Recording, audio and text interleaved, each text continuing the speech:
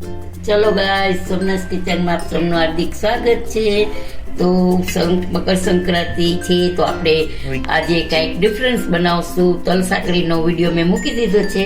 તો આજે હું તલ પાક બનાવું છું. તો એના માટે મેં આવડી વાટકી છે એ તલ લઈ લીધા છે. તો એ આપણે શેકી નાખવાના છે. અને એક વાટકી, આટલી જ વાટકી બી, એ જો બી આ મેં ફોતરા ઉતારી અને શેકીને આમાં રાખી દીધા છે. તો જોઈ શકો છો કે આપણે આ બી છે એ આમાં નાખી દીધા છે મેં શેકીને. તો હવે આપણે આ તલ છે એને શેકવાના છે. તો આપણા તલ ચટકવા માંડે એટલે સમજી લેવાનું કે આપણા તલ, તો જો ગાઈસ આપણા તલ ચટકવા માંડ્યા છે. તો આપણા તલ શેકાઈ ગયા છે.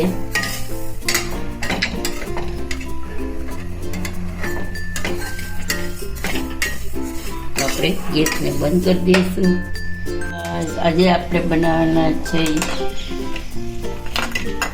સિંગ પાક, તલ પાક બનાવવાના છે. સિંગ ને તલ બે છે એટલે તલ સિંગ પાક બનાવવાના છે.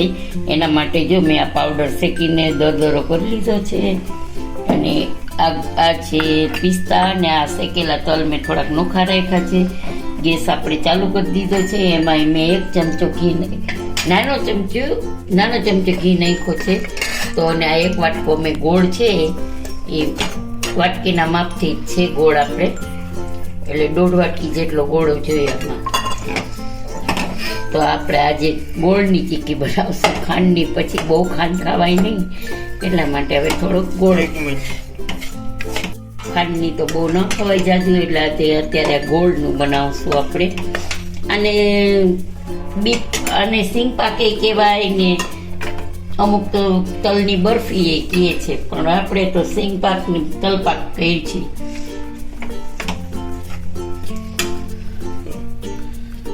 જો ગાઈસ આપણું આ ચાસણી છે રેડી છે. પણ તોય તમને લોકોને જુઓ ચેક કરવી હોય તો આવી રીતે આપણે પાણીમાં નાખી અને જોઈ લેવાની કે આપણી ચાસણીને કેટલી વાર છે.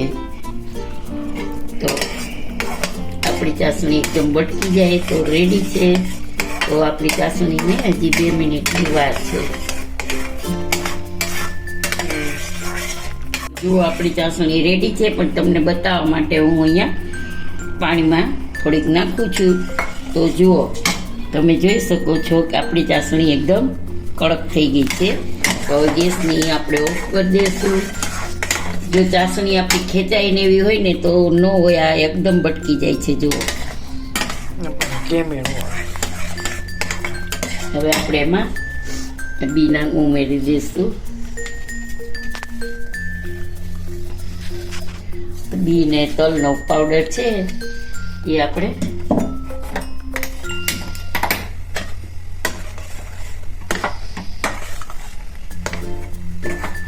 તો જો આપણી બરફી તૈયાર છે. હવે આપણે એને બધી બાજુથી સરસ રીતે લઈ લઈશું. ગેસને ઓફ કરી દઈશું.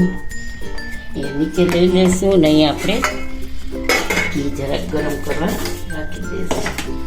જો ગાઈસ આપણી છે ને થાળી આખી નહીં ભરાય એટલા માટે આપણે અડધી રાખી દઈશું. અડધી બાજુ જ આપણે પાથરશું, બરાબર.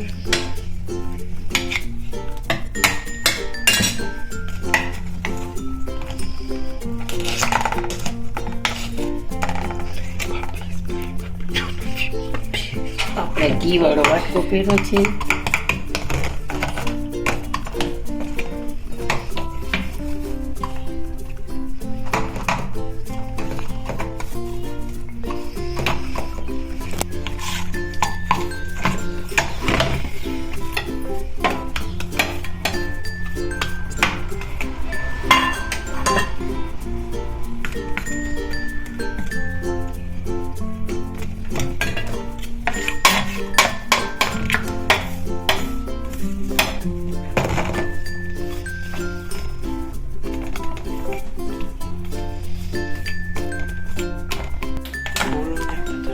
જો ગાઈસ આપણે આ રેસીપી હતી તલ પાક બી પાક.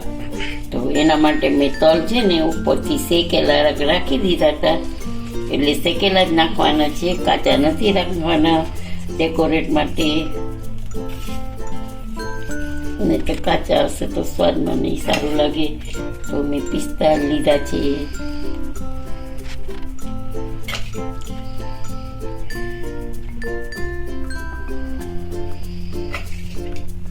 આપણે સરસ પાક છે તો આપણે મસ્ત રીતે ડેકોરેટ કરી લઈએ.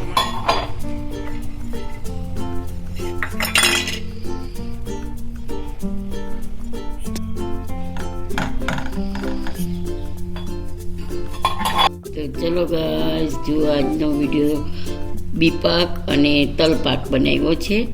તો તમને આજનો વિડીયો કેવો લાગ્યો તે જરૂરથી જણાવજો. સબસ્ક્રાઈબ કરજો, લાઈક કરજો અને શેર કરજો. અને આપણી જાડી બહુ મોટી થાળી પડી હતી એટલે થોડીક થાળી મેં ખાલી રાખી દીધી છે અને આમ બાજુ મેં પાથરી દીધું છે. પછી આપણે ઠંડુ થશે પછી આપણે એના પીસ પાડશું.